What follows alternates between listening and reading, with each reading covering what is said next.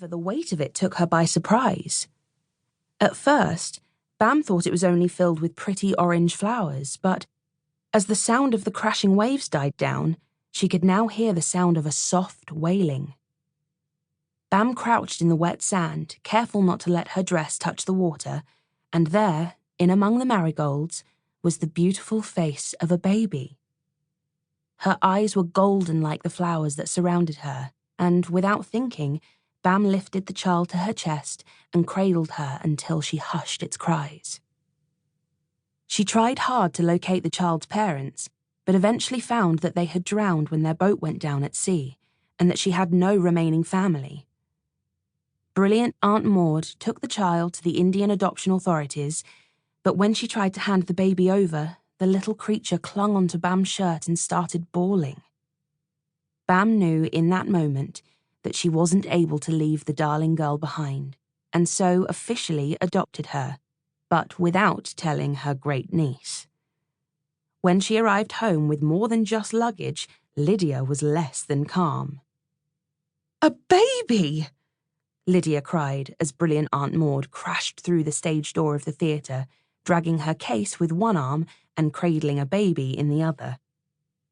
Lydia took the child from her, her mouth flapping open and closed, unable to believe she was actually holding an infant in her arms.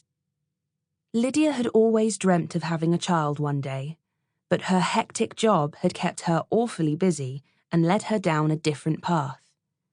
Now in her mid-30s, she hadn't dared to hope of raising a little one for a long time, but the moment she caught sight of this sleeping cherub, her heart swelled and very almost burst with joy. "Yes, I'm quite certain that's what it is," said Bam as she removed her coat, happy to be home. "Of course I know it's a baby, but whose baby is it? And what's it doing here?" The baby began to wake in her arms and, like a natural, Lydia began to coo and rock her back and forth. "Well, I thought you could look after her. I've named her Marigold, after the flower she was lying in when I found her." And that was the end of the conversation. Lydia knew there was little else that could be said to persuade Brilliant Aunt Maude otherwise. Marigold was now part of the family. Next came Mabel. When Marigold was 2, Bam had been called away to Portobello Beach in Scotland. Her younger cousin Bartholomew lived there, and he was not well. In fact, he was not very well at all. After Bartholomew's wife passed away, Bam was the only family he had left, and Bam had managed to get to his bedside just in time for Bartholomew to place his baby daughter in her care before he closed his eyes for the last time. His passing was only eased by the little girl he left behind, a little girl who looked so much like her father that Bam felt a lump in her throat every time she looked into her eyes. Bam wiped tears from her cheeks as she carefully passed the bundle to Lydia. "You did the right thing," Lydia said, but as she looked down at the sleeping child, she caught sight of a flash of red underneath the blanket. She uncovered the baby's head, and the brightest red curls pinged out in one great burst. The little girl wriggled, then opened her eyes to reveal they were a deep green. Lydia was lost immediately. "Does she have a name?" "Mabel. Named after a character in my cousin's favourite musical." "As in Mac and Mabel?" "Exactly." Bam smiled.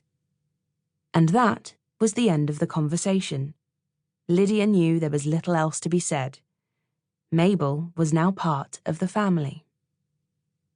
Last but not least, Morris appeared. He was the only child who found Bam before Bam had the chance to find him.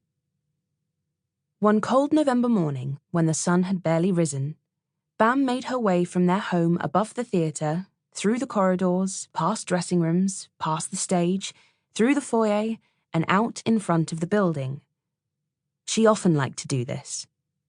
When no one was around, she would nip outside to look up at the theatre that she'd worked so hard for.